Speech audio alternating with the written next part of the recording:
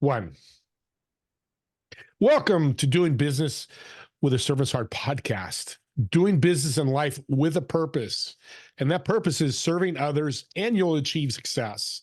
I'm your host, Steve Ramona, and we created this show for you because we want everyone to learn how to do business and life to make an impact in the world. I want you to think about while you're listening to Ken, my guest, how you're going to serve today and what impact will you create today. And my guest, Ken, is impacting for 38 years. He looks 39, so I can't believe it, but he's been on this path for a long time. And I love people with life experience and business experience because they've been through it. And you won't have to go through it like he did because he's going to teach you how to do that. Ken, welcome to the show. Thanks, Steve. I appreciate it. Thanks for having me. I want to jump on your book, The Blue Collar Cash. Interesting name. I love it. It became a Wall Street Journal bestseller. What was the message you wanted to convey with the book? You know, it's interesting because in today's world, I think we don't teach the types of skills that we need to live and live well, to look forward, to visualize, to see what you want your future to look like. And I know you always hear about things like visualization and all that, but it's just never put into practical, this is how you do it, step 1, 2, 3, 4, 5 type of a thing. So I wanted people to understand that you're wasting an entire portion of your brain if you're not constantly visualizing what you want your future to look like. And I mean, from the next week to the next month, year, 5 years, 10 years, whatever it is, the feeling of anticipating one of your visions is truly what life is really all about. Because anticipating your vision, man, it drives you forward. It gets you out of bed. It keeps you moving. It keeps you happy, keeps you motivated, keeps you, eye on the prize. It turns you into this goal-crushing machine, whether you like it or not. And so many people could use that. So I just wanted people to understand that it's in your power to do whatever the hell you want to do. And I'm going to show you how to do it. I love that because we talk about vision, and you mentioned in the green room vision boards, which you're talking about my background student. I never thought about that. We don't think about it enough, the vision. And it's such a powerful tool because it ties into your desire, passions, and whys, correct? Yeah, people always look at guys like Elon Musk and, Tony Robbins and, Stephen Jobs and Bill Gates and those guys. And like, man, those guys were really, really smart. Well, what they have is vision. They allow the visual side of their brain to work. So many times in this world, we are reactive to things. It's cold outside. I'm looking at snow. I got to put my coat on. Or I think I'm getting a sniffle, so I need to take some medicine. We react to everything. Well, if you do that too much, you leave out the ability to proact, to be spontaneous, to look forward, to dream, to wish, to hope, and then to draw those things down on a piece of paper, look at them, and allow one of the most powerful mechanisms in your brain to work for you, which is allowing it to guide you almost involuntarily towards whatever it is it sees.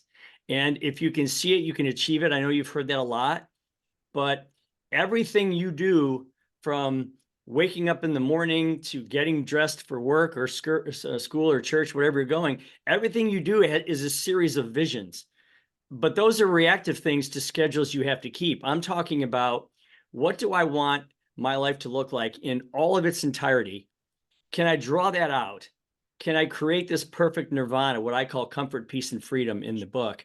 Can I create that, stare at it, put it on the wall, see it twice a day, and then allow that reactive side, that I should say that proactive side of my brain to just drag me there?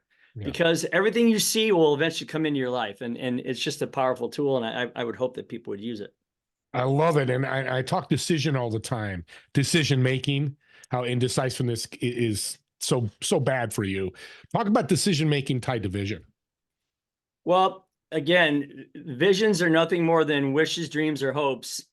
There's some days, okay? Well, yeah. You and I both know when you walk into a bar and it says free drinks tomorrow, you never get the drink because it's never tomorrow, right? Yeah, so that's true. When you talk about someday, I say this a lot, someday I'm going to get around to cleaning out my garage. Okay, well, if you define the word someday, it is at some point in the future, which is not yet determined. So you might as well say, at some point in the future, which is not yet determined, I'm going to clean out my garage. Well, anybody hearing that knows that that's just a baloney answer. You're never going to clean out the garage because you haven't even committed to picking the time to doing it yet. My point is, once you have a vision that you break down into pieces that you can follow, maybe steps, if it's a year-long goal, it's 52 steps, 6 months goal, it's half of that. I mean, once you have these things clearly defined, then your first decision is, I'm doing this. And now you become one of the 1% of the people in our population that are willing to go that far to get what they want. One vision. I love what you're saying, and I'm glad you're on the show because this is we have to hear it multiple times. It's not something like, hey, Ken said vision, and you go on. You need to remind we're human, we're fallible, we forget. But one vision that everybody is looking for is financial freedom. What's your tips on that? Well, first off, there's 3 ways to do it. You can either make more revenue or you can spend less. God forbid you do both of those things, right? But it all starts with really what you want. And again, I think what happens is people think too small, okay? Yeah. In other words, if I'm creating a vision board, I want to create the life that I could look at and go, holy cow, if I could live like that, that would be awesome. And I'm not talking about all of us chasing 15 cars, McMansions, mega yachts, and rap star careers. That's not what I'm talking about. I'm saying draw out what you think would be your perfect life. I'm talking down to the house, the car, the vacations, the spiritual moments you have, the charity moments you're going to do, the health, the hobbies, the sports, the dog or cat, what color, what would you name it? Draw all that out and get that in front of you, because that elevates your own ability. And then those things are typically a stretch bigger than what you currently have now, right? Yeah. So the more you start achieving those things piece by piece, small thing by small thing, the more confidence you build, the bigger goals you then put down. And then that cycle repeats itself to the point where now you're like, holy cow, I paid myself first. I got my bank account handled. I've got my car. It's cool. It's paid off. I got my house here. These are my vacations I have planned for the next couple of years. I'm going to give it back to charity. I'm going to go to Ronald McDonald House and make him some spaghetti dinner. I'm going to do all these things. I'm going to go sit in a quiet place and meditate, keep my mind good. Those things elevate you in your current state. So yeah, that's the way to financial freedom, is just putting something out there in front of you that challenges you and then staring at it 2-3 times a day. And I've been doing this literally since I was 13 years old, and I've yet to hit a goal that I haven't tried, other than, becoming a scratch golfer, which is really hard to do, by the way. Yeah, but you're working every day. I'm working. The great message too that I tell people is get better 1% every day. Don't eat the whole elephant. And we all know that phrase. I don't need to get into it. And I love that, Ken, because everybody can do that. Everybody can. Limited. I once sat down, we're golfers. I just said that. So there's 16 of my buddies, and we always go to Northern Michigan. I live in Ohio. So we go to Northern Michigan, Ohio, wherever, and we golf. I said, hey guys, why don't we go to Scotland? Let's go to the home of golf and play where they very first played golf, hundreds of years ago. Oh man, I don't know if we could do that. I said, well, sure we can. I've calculated that it's going to cost us each about $5,000 to do this. Okay. So let's put it out 3 years from today. Okay. That is 156 weeks. I think that's around $30 a week. Okay. Can we all save $30 a week? Well, sure we can. So we all opened accounts. We put $30 a week away, told our payroll clerk, just put it away, hide it where I can't see it. I don't want to get to it. And then all we did was anticipate this 3-year, how cool it would be to get on that 747 and fly over there and play all these awesome golf courses, drink in some of the old pubs, hang out in all these old towns. And 156 weeks later, all 16 of us went to Scotland. And I have to tell you, it's not if you're going to hit your goal that I'm concerned about. It's when. And I don't care if you put it out. I mean, my first sports car took me 7 years to save for. Okay. But I had a reason to make it 7 years. Yeah. So the point is, it's not about gathering things. It's about creating moments with the things that you choose to get involved in. And all 16 of us went and did that. And again, the power of breaking things down to the minutia all that does is just shift the time frame. But once you set that goal, you know for a fact, come hell or high water, you're going to Scotland in 3 years. And that time goes by in a flash, believe me. Yeah. We had a great time, and now we're doing it again. So what a great tip on vision, because people have there, buy a home. Scotland, what a great trip, by the way. I'm getting back to golf, and that would be a dream trip. yes, sir. Or that vacation or the cruise or whatever. You really made it simple to get to that vision, because that's the big thing is, I can't afford it. Or where am I going to get the money? All those questions. You just answered it. Well, what's crazy is, I'm pretty good at math, but I don't have a college degree. I never taught math, never went to college. Look at it this way. Some of the most potent things in life are some of the most A, simple, and B, unteached. I should have said untaught, but you know what I'm saying? Yeah. Some of those things just turn out that way. Yeah. Some things you don't need to fix. You don't need to make better. You don't need to gloss over. When you take a simple thing, like, I want to save for a house. I want to buy this house in 5 years. I need 10,000 down. That's $2,000 a year. That's $40 a week. Just lay it out there. The hardest part of that entire 5-year, 300-week journey is the very first step. Because once you set it up, all you got to do is breathe, and this is going to happen, right? Yeah. And that's where most people fail. They leave everything at the doorstep of hope, wish, and dream. It never gets to path. Yeah. I would take a path over a theory any day. And that's what I teach about in the book. Just build the paths. It's not that difficult, and you'll be so glad you did. Yeah, and it someday keeps popping in my head. Someday, you're so right on that word. We hear it all the time. We just gloss over. Yeah, Joe said someday. Oh, yeah. It's going to mean deeper now after this show. And hey, audience, think about that. You hear someday, the next step. I would like you to challenge everybody in your audience, okay? Okay. Next time somebody says, you know what, someday I'm going to do that, I want them all to repeat as quick as they can. You mean at some point in the future that is not yet determined? Perfect. And just watch what happens to the person you're talking to. They're going to look at you like, what the heck was that? Well, yeah, I'm holding you accountable. Either do it, or maybe let's not even talk about it. You know what I mean? No, I like the definition. I would rather have you say, today I'm going to clean out the garage, or at least today I'm going to put it on my calendar to clean it next Saturday. That's good. But at least you took action on those things, because today is a point which is determined as in right now. Yeah. And like your Scotland trip, you could have said someday, and you go, no, guys, here, this is what we're doing. And it happened. Correct. I want to get personal, Ken. I'm super excited to ask this question. Yeah. I'm very curious. You started your career as a 15-year-old ditch digger. What drew you to blue collar work at that age and being a ditch digger? Very unusual. Great question. So my high school shared a fence with an industrial park, and we used to cut through a hole in this fence, a very well-worn hole in this fence, to go through this industrial park and go hang out at the carryout after school. And I had to walk through these bustling businesses. They had all the cool things. They had equipment, and they had dump trucks and guys milling all around, and activity, and materials being thrown around and stuff. And so, I was like anybody. I wanted to buy my first new used car. I wanted to take my girlfriend out for pizza and not worry about it. I wanted to go bowling with my buddies, whatever, right?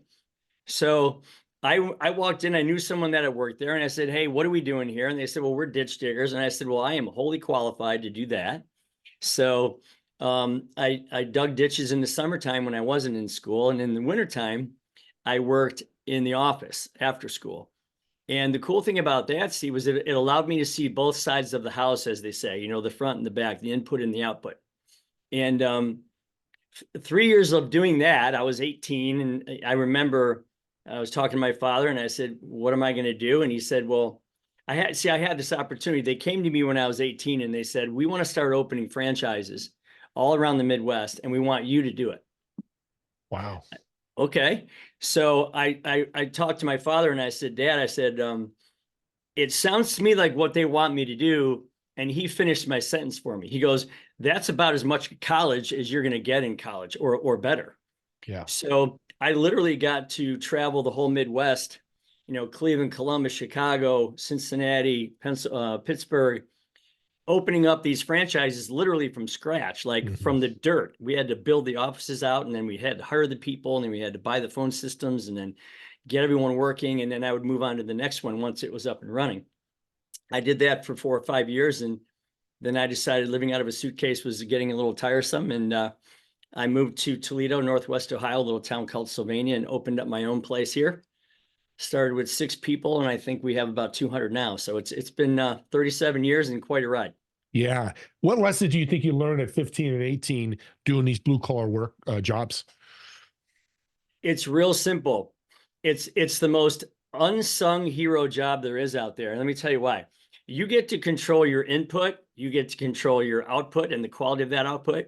You get to Mm, control your day, your time, your schedule. And by and large, you get to control your financial gain. I don't know many places where all that is put on in your 2 hands.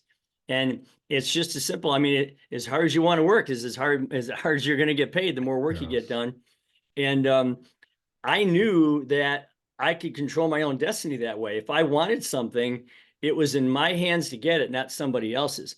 And I sure as heck didn't want to sit in some office all day. Not that there's anything wrong with that. I mean, some people love the whole corporate structure because there's security in that and it feels good. Love it. Go do it.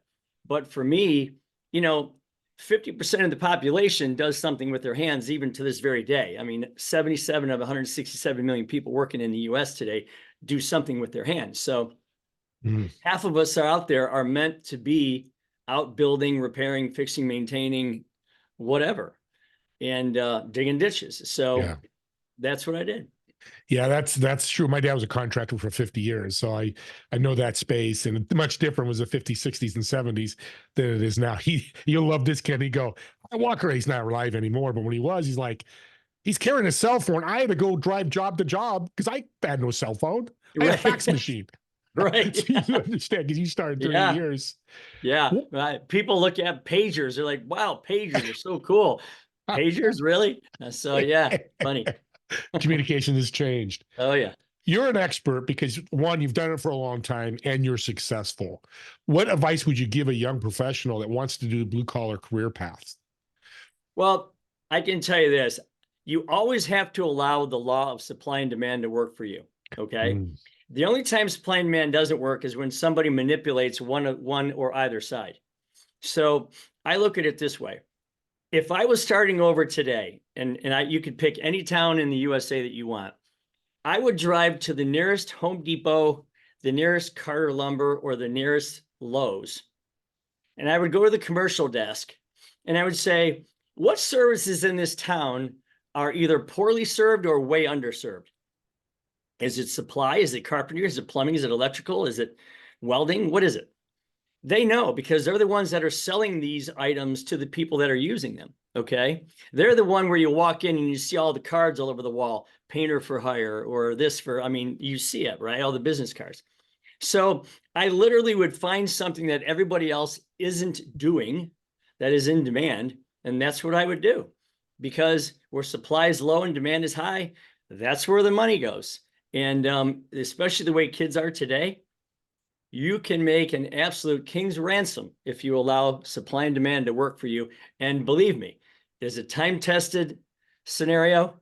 It will always work. It will never fail you. And that's what I would do, day one if I was starting over today. yeah, what a great tip. Hey, you young audience out there, that's $1 million tip. I literally mean $1 million. Doesn't mean tomorrow, but years from now, if you're 18 to 25, I wish I knew that tip. I probably wouldn't be sitting here talking to you, but that's God's way. We won't get into that. I love to ask, especially a servant like you, what is the characteristics that you see in a servant leader? In a servant leader, well, I always looked at it this way.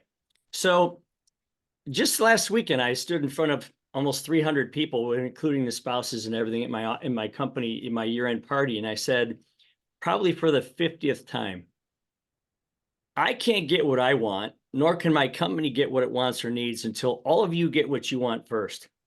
And I absolutely mean that. And I think that's what people need to think about, especially bosses, owners, managers.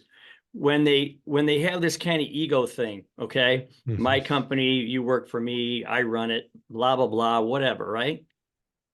I think you need to understand that your role is to become irrelevant to the mechanics and the day-to-day of your company, such that you can be wholly relevant to the successes of the people working within your organization. Because if they believe, and you should believe, that they have to win first in order for you to eventually ever win, once that connection gets made, look out, because the entrepreneurial spirit, not entrepreneurial, but entrepreneurial spirit, those who want to work within your organization, who feel like they're running their own show, but maybe aren't really going to take the whole risk themselves and go out and do it on their own. Once that spirit takes hold, all you do is celebrate their wins. It is the most fun I've ever had running this company in decades. I've been doing it for a very long time. And walking around these hallways, celebrating everybody else's wins, it truly, that's the thing. I could be digging ditches up to my knees in mud and whatever, and you can take any business, and I would defy anyone to tell me this isn't true. You could take any business, and when you click it into that mode, the owner, the manager, the boss, whatever you want to call it, he or she is filled with nothing but daily joy, walking around observing all the wins of the people around him or her. And that truly, to me, is a servant's leadership. I've asked that question hundreds of times. It's one of the best answers I've ever heard, because you realize when you serve somebody, it's a happy time. Almost 100% of the time. I give you something, you're going to be happy 5 seconds, 5 minutes, 5 months. It doesn't matter how long the happiness is. You're giving something positivity. I do want to delve in this, because in the green room, we talked about your course and what you're doing with the course with veterans. Let's talk about that. So first off, there's a couple of challenges here. Number one, when most people read books, I heard this the other day, I laughed. I thought it was really funny. Make sure that your book is truly self-help, not shelf help. Okay. So make sure it doesn't just line your shelf and sit there. I've heard so many people say, yeah, I read that book. And I go, well, what did it do for you? Well, I don't know, but it was a good book. Okay. Well, what about that one? Oh yeah, I read that one. That was a great book. Great author. What'd you do? I don't really remember how it helped me, but I mean, I read it. So my thing is, I wanted to get this course put out. $179 this thing is. You can get it done in a weekend, or you can take 8 weeks. It's 8 45-minute sessions. And literally it forces you to think about how you can improve your own life this afternoon, not tomorrow or the next day, but like right now. I guarantee you that it will help you look at life in a completely different way. And it's such a powerful thing.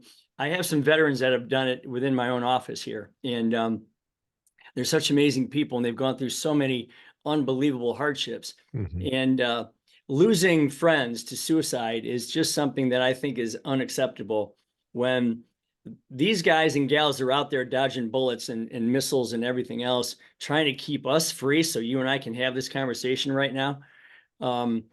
They should get everything they want and everything they need when they come back. You know what I mean?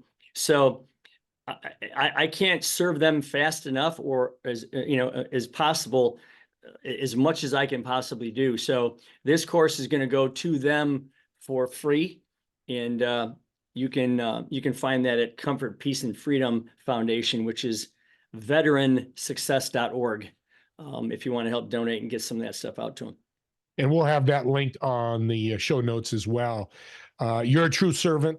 Just for what you just said, I appreciate you, because I'm a big fan of veterans, as I said in the green room. I didn't serve. My dad and my brother did, but I did. But it's a way me and you can give back without having to go in the military. We're too old. At least I'm too old. They're not going to take me now. Yeah, which right. is okay, right? Yeah, I hear you. I don't think they want me either. Yeah. We'll do it other ways.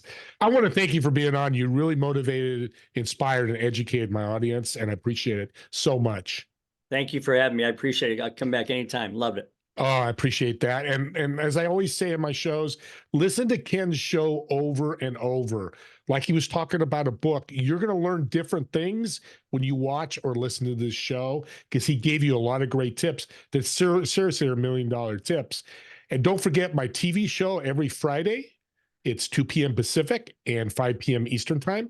Every Friday, it's recorded live. So I'd love to see you there, or you can watch the recording. Reach out to me. I'll give you information on that. And I want to thank you again for watching. And don't forget our next episode of Doing Business with a Servant's Heart.